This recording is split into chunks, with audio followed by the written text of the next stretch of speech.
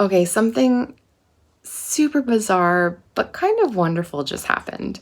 And she said, sorry, no English, but basically, would you like to go? If so, get in the car. And I looked at Josh and I thought,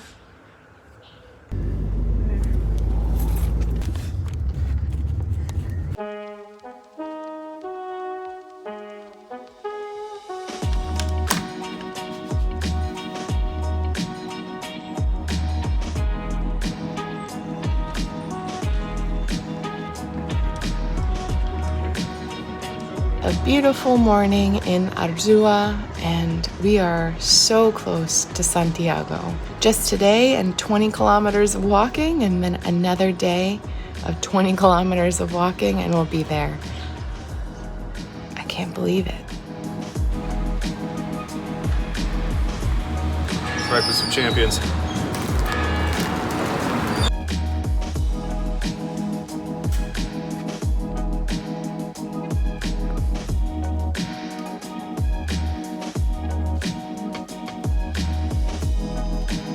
Just another day where instead of hopping in a car for 19 minutes, we are choosing to walk for 4 to 6 hours.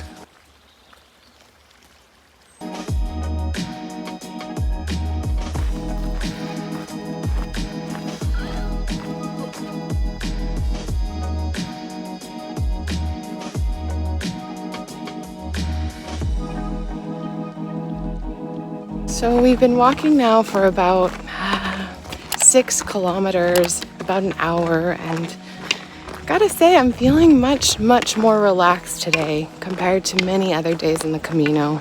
We're definitely going at our own pace, we're not rushing, we finally found our rhythm. One of the things that I was worried about when we were about to take our round the world trip was whether we'd be able to create some routines as we go. I gotta say, since we left, we hadn't really, because we'd been moving so fast. We finally have some routines. So for those of you who are like me, who need a little bit of routine or a little bit of normalcy while you're traveling, the Camino is a good way to do that.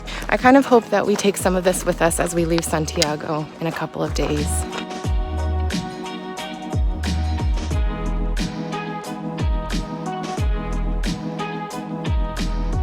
Hi, kitty. Oh.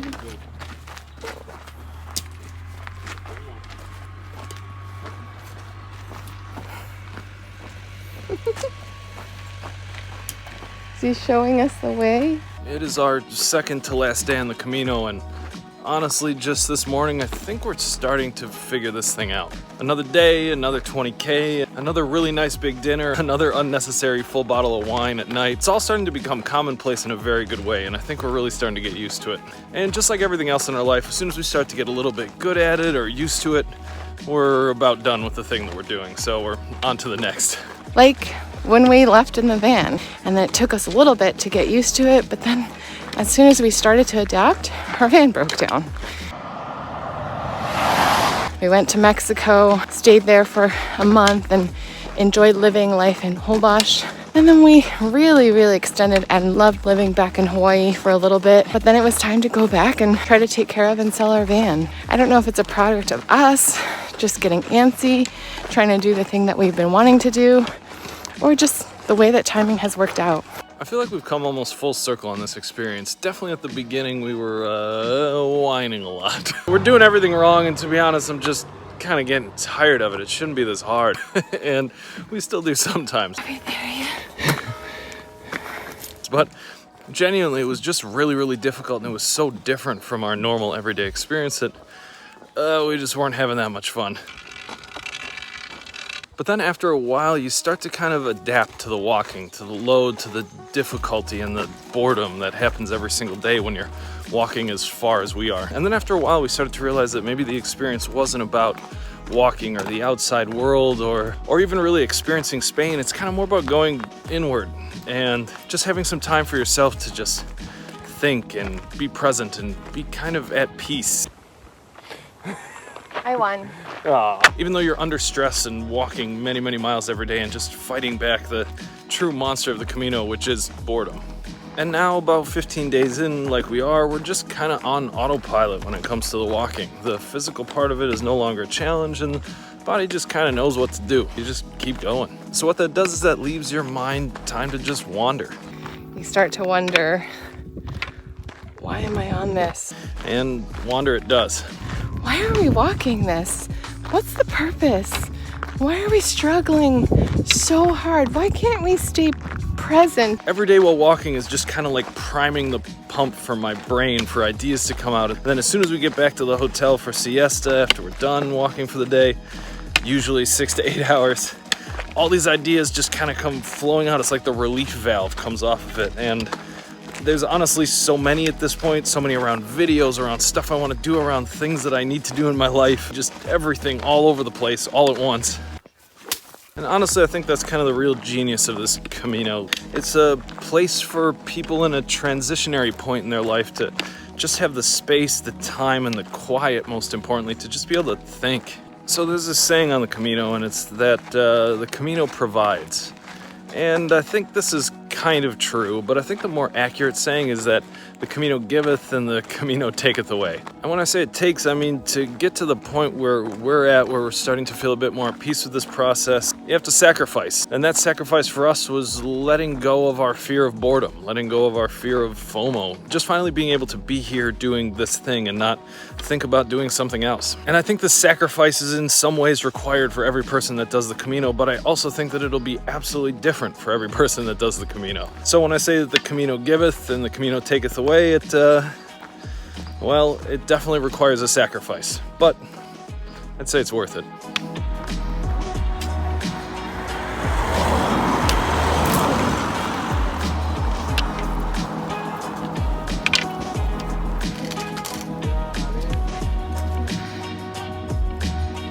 For me, the Camino has been taking away many things, like my shyness, and in return it gives me cool new friends. The Camino also took me out of my comfort zone and my fear of speaking Spanish, and in return it gives me amazing, delicious, yummy food and cervezas.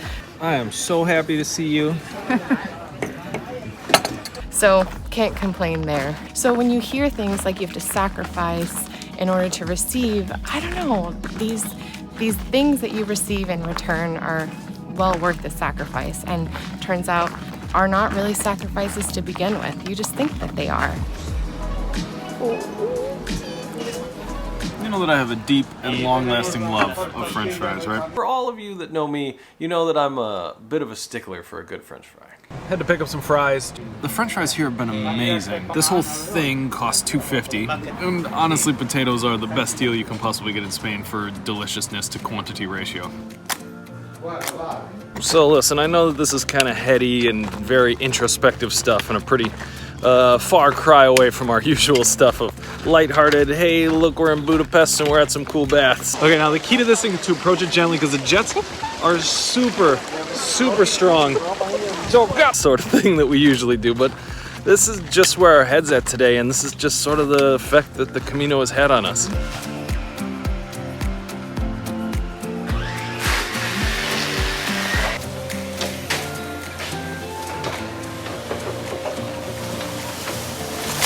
Josh just said this is like an allegory for what we were just talking about. The Camino clears your mind, like that thing clears trees out of the way. I don't know what kind of trees these are, but we've been seeing them all over this part of the Camino. They're like silvery, white, Christmas-looking, leafy trees, and I can't stop staring at them. They're beautiful. It'd be really cool to have this as a Christmas tree someday. It's like they have the snow on them without having to buy the can.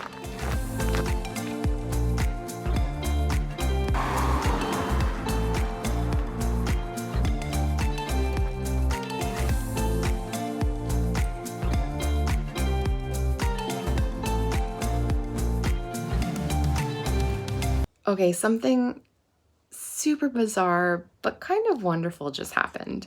We were walking through the town of Pedroso, the town that we're staying in for the evening, and we walked all the way across the town because that's where a pension or accommodations were. We got in front of the door, we rang the doorbell a few times, nobody answered. Rang it again, nobody answered. So finally we gave the number a call.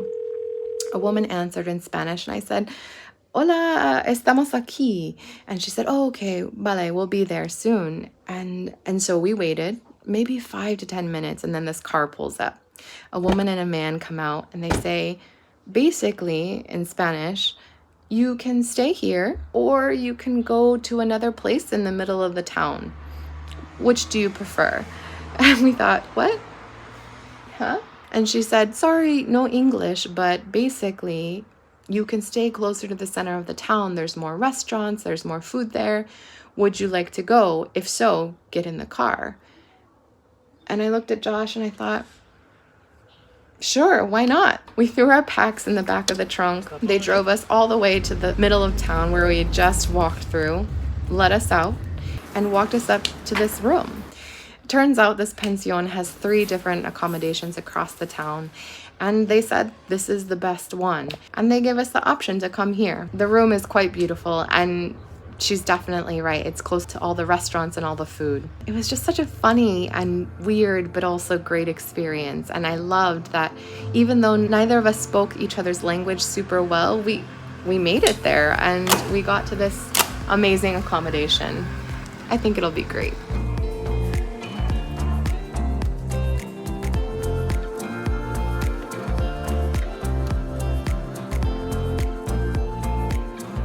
Man, just one day left. We just sat down for dinner at this amazing terrace. And I think our mindsets, the way we're feeling right now, shows how much of a change we've had about how we feel about the Camino. 14 days ago, had you said you only got one day left, we would have been, wow, celebrating like, yes, yes, yeah, I can't believe it. Yeah, I'm so excited to be done. I'm so tired of walking. But now, honestly, with only one day left, we're both kind of feeling like we're gonna miss it.